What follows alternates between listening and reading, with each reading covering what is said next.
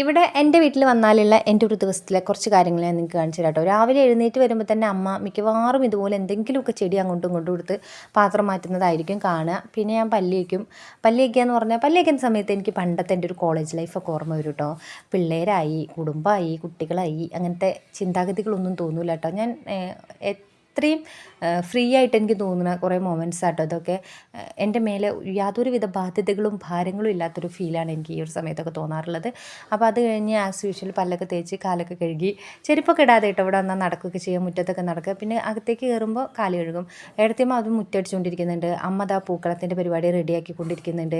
പിള്ളേർ ഇതാ പൂവൊക്കെ സെറ്റാക്കുന്നുണ്ട്. അപ്പോൾ ഇത്തവണ ഏടത്തിയമ്മയ്ക്ക് പൂക്കളിടാൻ പറ്റില്ല. അപ്പോൾ അതുകൊണ്ട് ഞാനാണ് ഇടുന്നത്. ഏടത്തിയമ്മയുടെ കുടുംബത്തിൽ ഒരു മരണമുണ്ട്.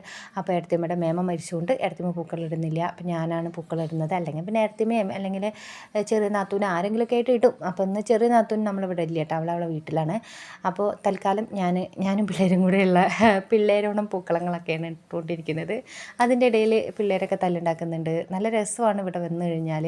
ഇങ്ങനെ നേരം പോകുന്നത് അറിയില്ല. പിന്നെ പൂക്കളിട്ട വേസ്റ്റും കാര്യങ്ങളൊക്കെ ഒന്ന് വാരിയെടുത്ത് അമ്മ പറഞ്ഞു അവിടെ ഇടാം, അപ്പോൾ ചെടി മുളച്ചോളൂ എന്ന് പറഞ്ഞു. മറ്റേ ചെണ്ടുമല്ലിയുടെ.